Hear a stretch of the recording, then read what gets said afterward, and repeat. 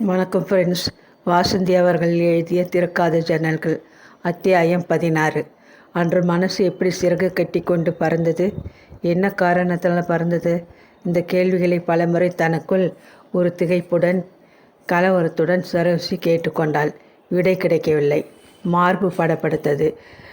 சிலிர்த்தாற்போல் புதிய சஞ்சாரங்களுக்கு துணிந்து நின்றாற்போல் இந்த துணிவை பீதியை எழுப்பிற்று.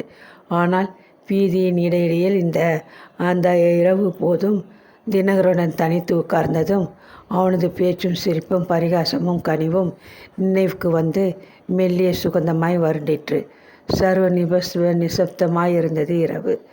இலைகளும் பட்சிகளும் சுவாசிப்பதை நிறுத்தி எந்த எதிர்பார்ப்பிலும் நின்றிருந்த மௌனம் அது. வெற்று பாதங்களின் கீழ் மண் தரை அடங்கி கிடந்தது. இத்தனை இருட்டிலே மறுபடியும் தடுக்கி விழப் போறீங்க என்று அவளுடன் கூடவே தினகரன் நடந்தான். அவள் உண்மையிலே தடுமாறின போது அவளது ஒரு கையை பற்றினான். ஆபத்துக்கு தோஷமில்லை என்றான் பரிகாசமாக. சற்று பொறுத்து வந்துட்டோம் வீட்டுக்கு என்று ரேழியில் இருந்த மங்களமான விளக்கை ஏற்றினான். விளக்கொலியில் கையை விடுவித்து அவளை பார்த்து சிரித்தான். எந்த தைரியத்திலே அந்த கும்மிருட்டிலே உட்கார்ந்திருந்தீங்க? நான் வந்திருக்கலைன்னா என்ன ஆகியிருக்கும்? அவளுக்கு சிரிப்பு வந்தது. ஒன்றும் ஆகியிருக்காது. கீழே விழுந்து நானே எந்திரிச்சிருப்பேன் சிராய்ப்பு காயத்தோடு. ஒரு வினாடி ஏறிட்டு அந்த சிரிக்கும் விழிகளை சரோசி பார்த்து தலையை குனிந்து கொண்டாள். என்ன காயம் பட்டாலும் அதை யாரையும் பாதிக்காத ஐயா என்றால் மெல்லிய குரலில். அவன் சற்று பொறுத்து மெல்ல சொன்னான். மற்றவங்களை பாதிக்க வேண்டியது அவசியம்னு ஏன் நினைக்கிறீங்களே? உங்களை பாதிக்கலையா? ஓ, பாதிக்குது. எனக்கு என்ன ஆனாலும் கவலைப்பட ஆள் இல்லைங்கிற விஷயந்தான் பாதிக்குது. பட்ட காயமோ சிராய்ப்போ இல்லை. அவளுக்கு எதிர்பாராமல் கண்ணில் நீர் பெருகி கன்னத்தில் வழிந்தது. அவன் திகைப்பும் சங்கடமுமாய் அவளை பார்த்தான். தப்பாக நினைக்கலன்னா ஒரு விஷயம் சொல்கிறேன். உங்களை பற்றி எனக்கு கவலை இருக்குது. அவள் திடுக்கிட்டு அவனை நிமிர்ந்து பார்த்தாள். இந்த வீட்டில் யாரிடமும் காணப்படாத கனிவு அவன் பார்வையில் தெரிந்தது. இவங்க கவலை பற்றி எனக்கு என்ன ஆக போகுது என்று நினைத்து கொண்டாள். ஆனால் அந்த வார்த்தைகள் காரணம் புரியாமல் மனசை தொட்டன.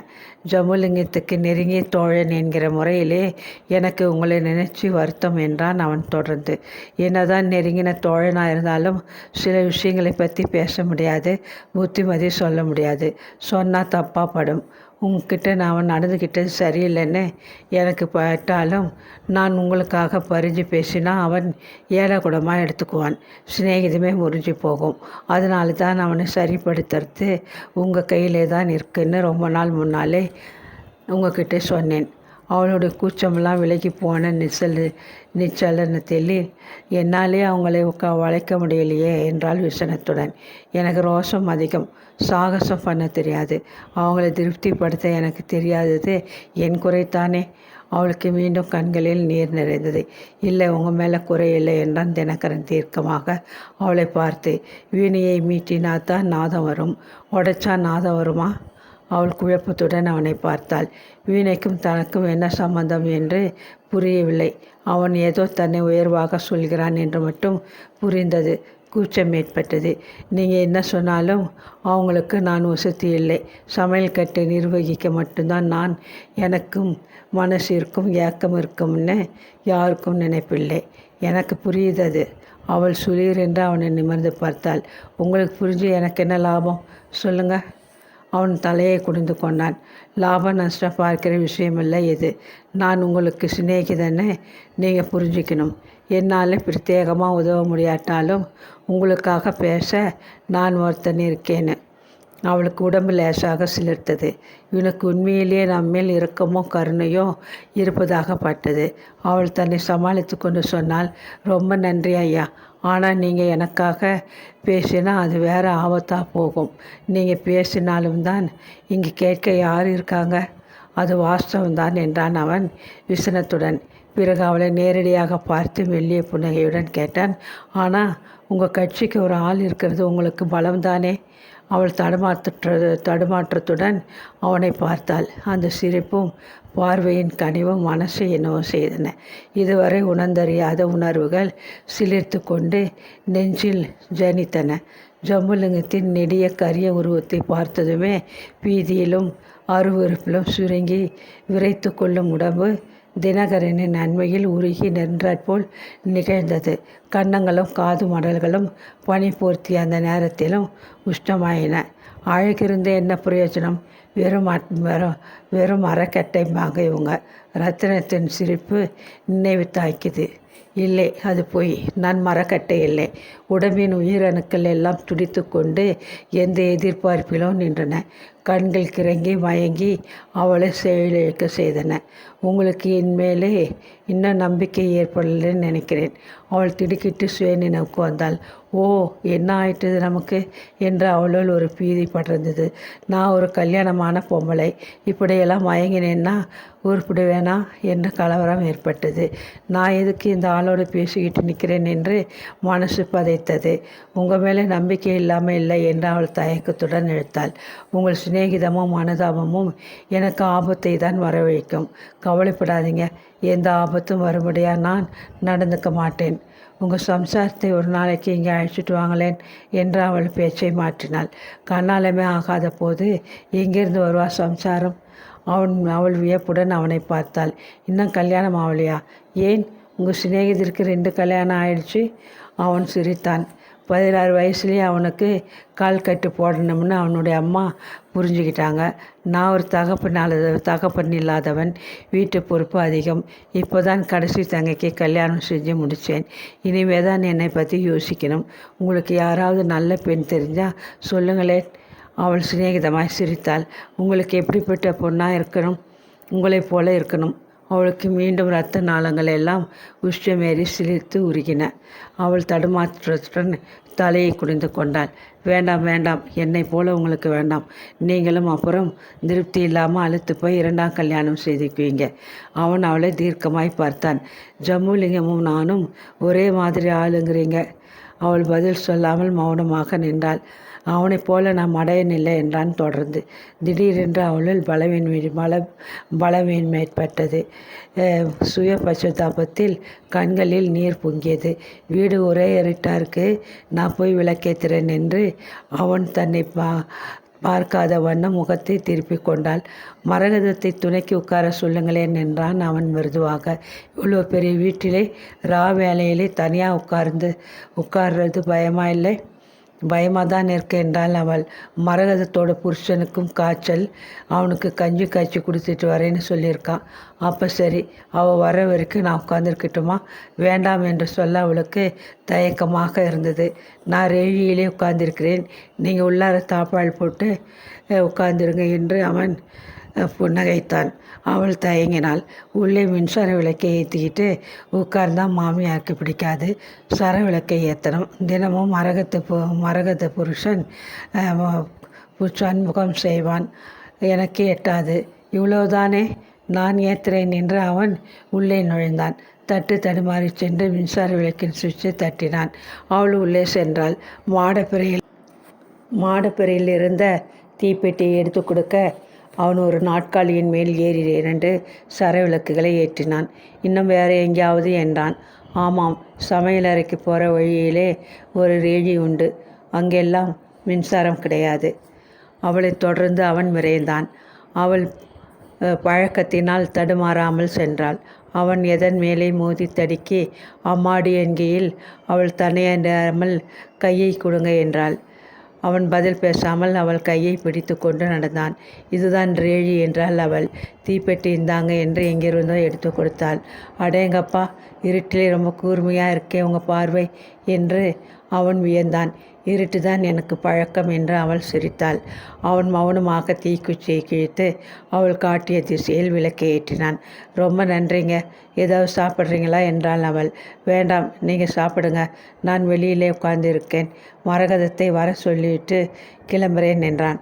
அந்திமயங்க ஒளியில் அவளை மீண்டும் தீர்க்கமாக பார்த்து, நீங்கள் விரும்பலைனாலும் விரும்பாட்டாலும் நான் உங்கள் சிநேகிதன். அதை நீங்கள் மறக்கக்கூடாது என்று கூறிவிட்டு சரல் என்று வெளியே நடந்தான். வெகு நேரத்துக்கு மனசு லாகரியில் மிதந்தது. இது தவறு என்ற மனத்தின் மூலையில் ஒரு குரல் ஒலித்து கொண்டிருந்தாலும் சண்டித்தனத்துடன் அதை லட்சியம் செய்யாமல் மிதந்தது. வில்வண்டி சத்தத்தை தொடர்ந்து கல்யாணத்திற்கு சென்றிருந்த கூட்டம் உள்ளே நுழைந்த போது இன்றைக்கு அதிசயமாக புதிய பலம் பெற்றாற்போல் நெஞ்சு நிமிர்ந்திருந்தது. அத்தியாயம் 17. ஹலோ பாட்டி. வெகு சுலபமாக பழைய நினைவு நின்று தன்னை விடுவித்து கொண்டு சரோஜினி திரும்பி பார்த்தாள். அருணா இன்று மிக லட்சணமாக இருந்தாள். அரக்கு புடவையில். வா என்றாள் சரோஜினி புன்னையுடன். அரக்கு நிறம் உனக்கு ரொம்ப நல்லா இருக்கு கண்ணே. தேங்க்யூ பாட்டி என்று சிரித்தபடி அருணா அவள் பக்கத்தில் வந்தாள். இன்னைக்கு சாயங்காலம் ஃப்ரீயாக இருப்பீங்களா? சரோஜினி புன்னகைத்தாள். இதென்ன கேள்வி? நான் சும்மா தானே கிடைக்கிறேன் நாள் முழுவதும். இருந்தாலும் கேட்டுக்கிறேன். சாயங்காலம் வெளியிலே போகலாம், வரீங்களா? வரேனே. எங்கே? லால் பாகுக்கு. இன்றைக்கி அங்கே ரோஸ் ஷோ. அம்மாவும் அப்பாவும் வேறு எங்கேயோ போகணுமாம். நீங்கள் வாங்களேன். பாவம், இந்த பெண்ணுக்கு வேறு பொருத்தமான துணையில் என்கிற அனுதாபத்துடன் வரேனே என்றால் சரோஜினி புன்னகையுடன். அன்றைக்கு சனிக்கிழமை என்ற ஞாபகம் வந்தது. இன்றைக்கி வீட்டிலே தானே இருப்பே என்றாள். கைகளை ஒரே தூக்கி ஒரு சோமல் முறித்து அநேகமா என்றாள் அருணா. இப்போ அப்பாவோட காய்கறி வாங்க போகிறேன். அங்கிருந்து வந்து எண்ணெய் தேய்ச்சி குளிக்கணும். நூல் புடவைகளுக்கு கஞ்சி போடணும். எல்லாம் காஞ்சப்புறம் இஸ்திரி போட கொடுக்கணும். அடேயப்பா, எத்தனை வேலை! கிண்டல் பண்ணுறீங்களா? இல்லை, நீ வளர்ந்த வளர்ப்புக்கு அதிகம். நீங்களே தான் செல்லமாக வளர்ந்தீங்க. பிறகு மாடாக ஒழிச்சிங்களாம். அதுக்கு இதுக்கும் சம்மந்தம் இருக்கா? சம்மந்தமே இல்லை. ஏன்னா காலமே வேறு, நாங்கள் வாழ்ந்த விதமே வேறு. நீ ஆம்பளை படிக்கிற படிப்பு படிச்சிருக்கியே, அதுக்காக வித்தியாசம் வேண்டாமா? அருணாவின் முகம் லேசாக இருந்தது. எனக்குள்ளே வித்தியாசம் இருக்குது பாட்டி. அதனாலே தான் எனக்கு கிடைக்க வேண்டிய பங்கு கிடைக்கணும்னு வீம்பு பண்ண தோணுது. கிடைக்கலனா சண்டை பிடிச்சாவது அதை பிடுங்கிக்கணும்னு ஆத்திரம் வருது. சரோஜினி பதில் சொல்லாமல் அவளை மென்மையாக பார்த்தாள். அருணா தனக்குள் பேசி கொள்பவளைப் போல பேசினாள். ஆனால் எனக்குள்ளே ஏற்பட்டிருக்கிற வித்தியாசத்தை மற்றவங்க எப்போ புரிஞ்சுப்பாங்க? முக்கியமாக ஆண்கள் எப்போ புரிஞ்சுப்பாங்க? புரிஞ்சுக்கிட்டு அதுக்கு மரியாதை கொடுக்கணும்னு ஒட்டுமொத்தமாக சமூகம் எப்போ நினைக்கும்? அருணாவின் குரல் தழுத்தழுத்தது. கண்களில் நீர் துளிர்த்திருந்தது. சரோஜினி திடுக்கிட்டாள். இந்த குழந்தை இன்னும் ஏன் இப்படி இந்த விஷயத்தை ஆரம்பிக்க போதெல்லாம் உணர்ச்சி வசப்பட்டு போகிறது என்று வருத்தம் ஏற்பட்டது.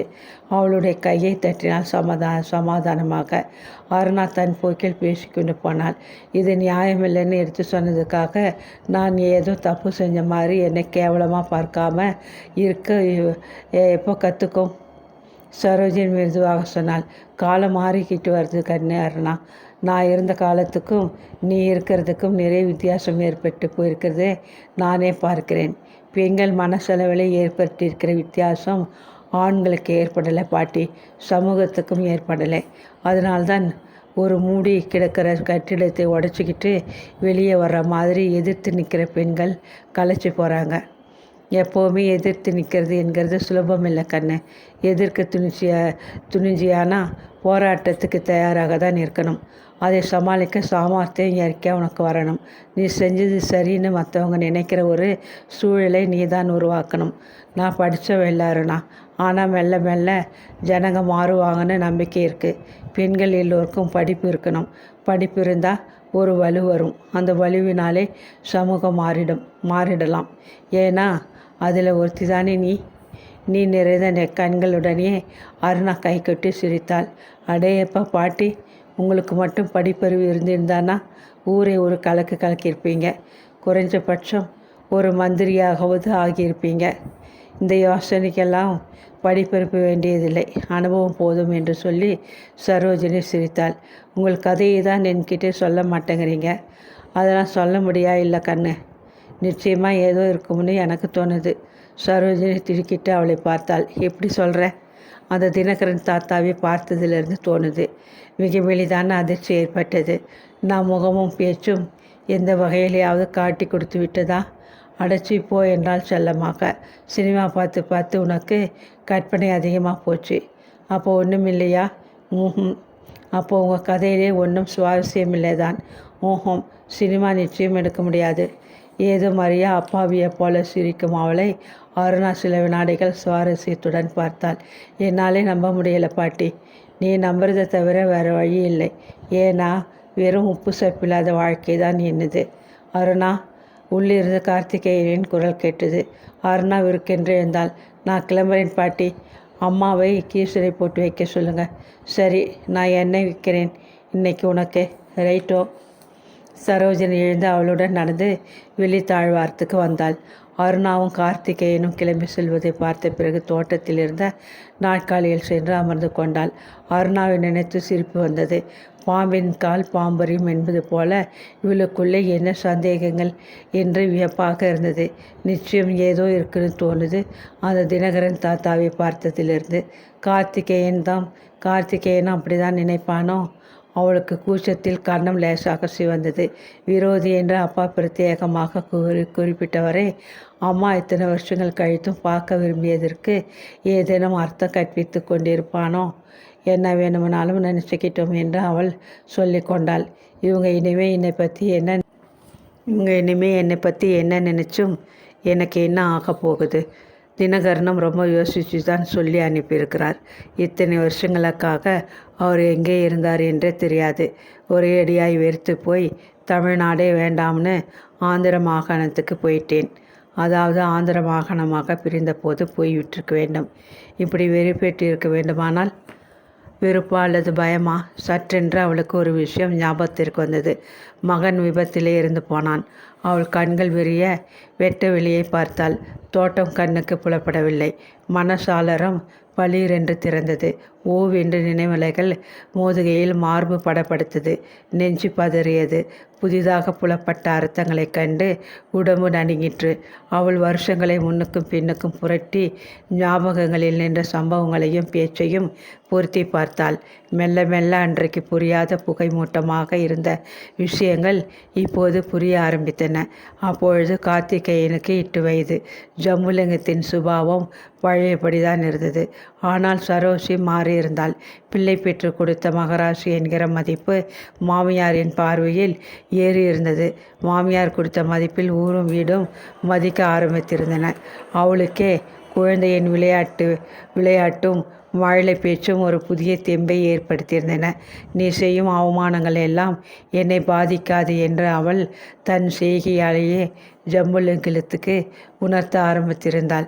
மாமியாருக்கே ஜம்புலிங்கத்தின் போக்கு அலுப்பை தந்திருந்தது. அவன் ஒரு அறிவு கெட்டவன் என்று சாகும் தருவாயில் அழுத்து கொள்வாள். மனுஷங்களுடைய தராதரம் தெரியாதவன். ரத்தனம் என்ன சாதிச்சு போட்டான்னு புரியல. அவள் என்ன ஆட்டம் போட்டாலும் மயங்கி கிடக்கிறான். ஒரு பிள்ளையை பித்து கொடுத்ததோட உறவு போதுமா?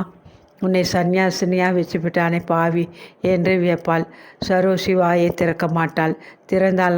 திறந்தாலும் நான் திருப்தியாதாமா இருக்கேன் என்பாள். மவராசி நீ என்று மாமியார் திருஷ்டி ஒழிப்பாள். நீ ஒரு தெய்வ பிறவியாக தான் இருக்கணும். இல்லைனா ஒரு சாதாரண பொம்பளைக்கு இத்தனை பொறுமை இருக்காது. அவளை ரகசியமாக தன் அறைக்கு கூப்பிட்டு தன்னுடைய நகைகள் அவ்வளவும் சரோஷிக்கும் லட்சுமிக்கு தான் என்று பிரித்து கையை பதித்து பத்திரம் எழுத சொன்னாள். மாமியார் இறந்த அந்திம கிரியைகள் முடிந்து வீடும் ஓய்ந்தது.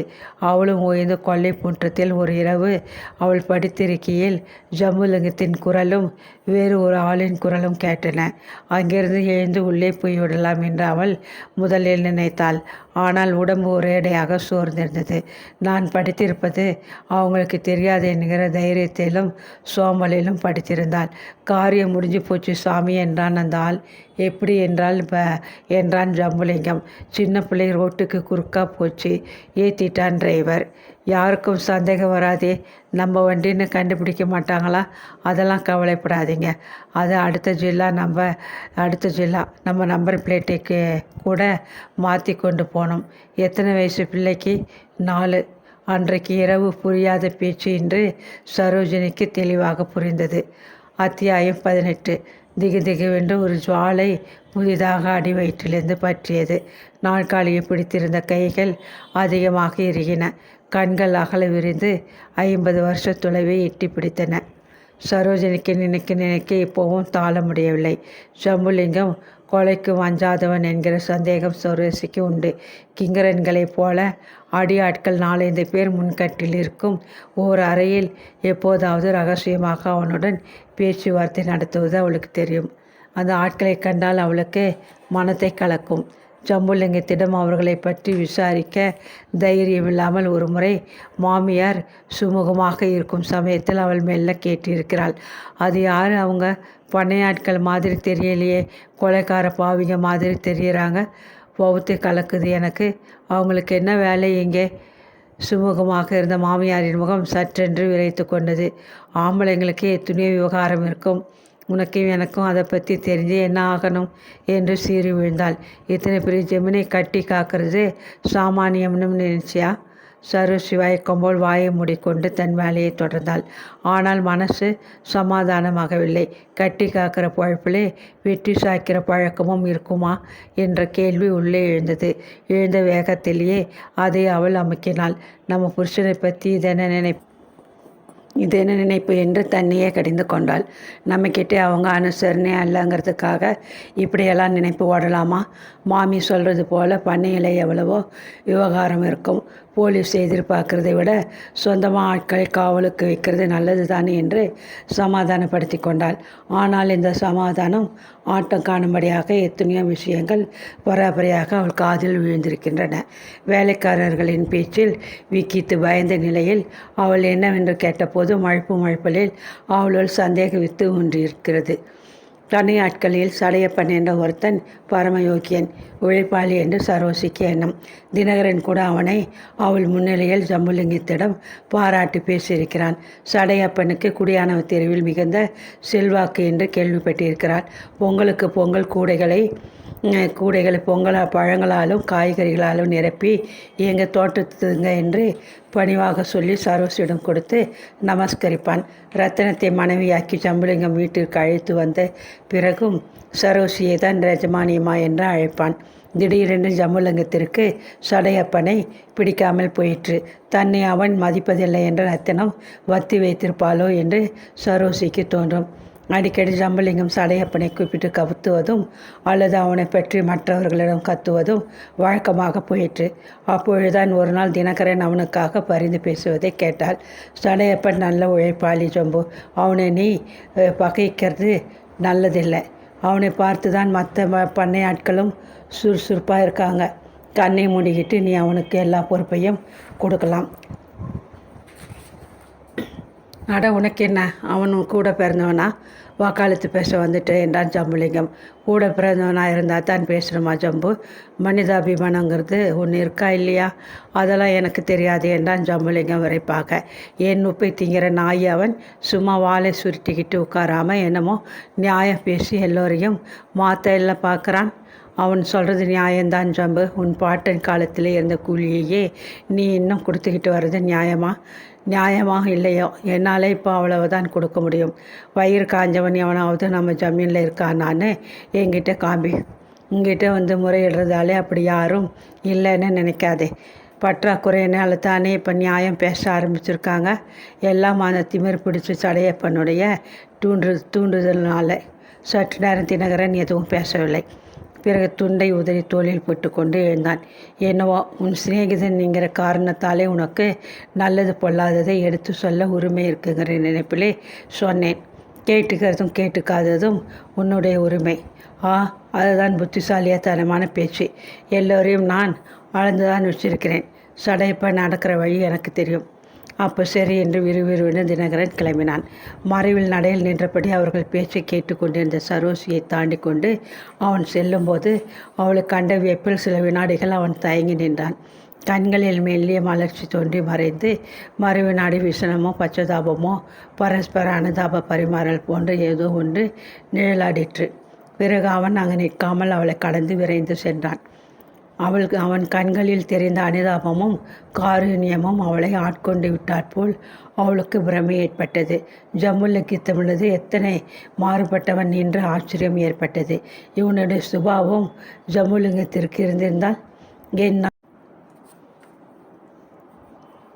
என் வாழ்வே சுபாவம் என் வாழ்வே வேறு மாதிரி இருந்திருக்கும் என்கிற கற்பனையுடன் அவள் கொல்லை முற்றத்தில் அமர்ந்து கொண்டாள். நிலாவின் வெளிச்சமும் அதன் குளிர்ச்சியும் ஏனியில் ஒரு தாபத்தை கிளப்பிற்று.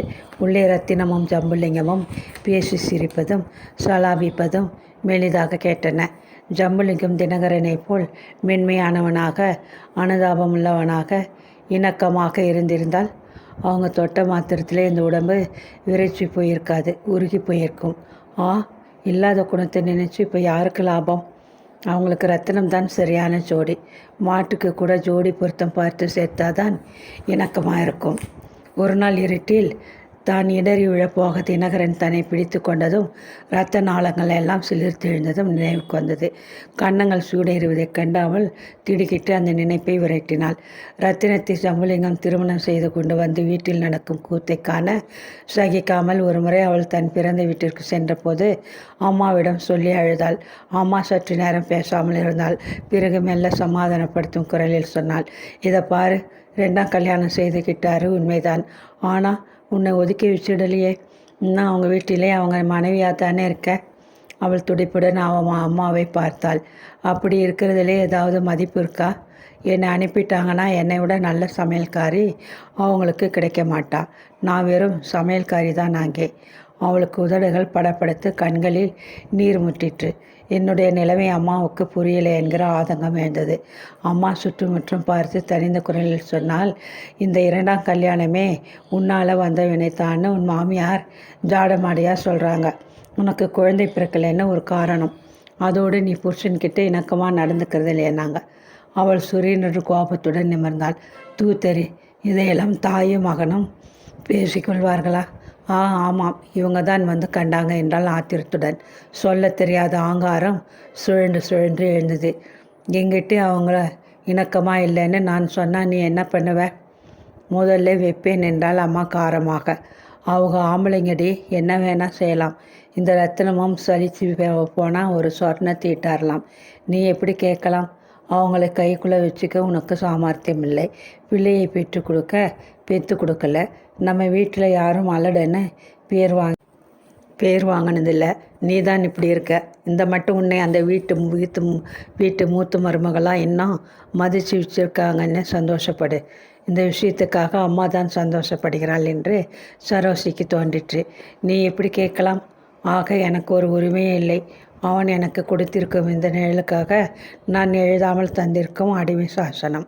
அம்மா இப்படி பேசி அவளை அனுப்பி கிட்டத்தட்ட 2 வருஷங்கள் ஆகிவிட்டன.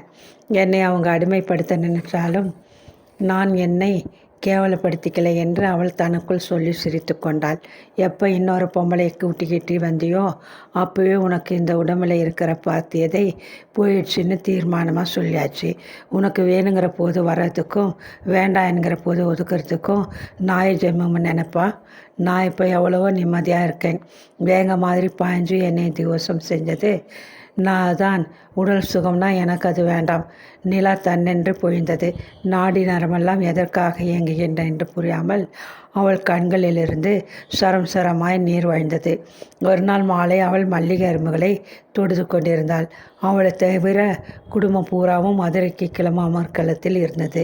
கட்டுச்சோற்றை தயாரித்துவிட்டு சுவாமி படத்திற்கு மாலை கட்ட அவள் கொல்லையில் அமர்ந்திருந்தாள். அறக்க பறக்க எங்கிருந்தோ மரகதம் ஓடி வந்தாள்.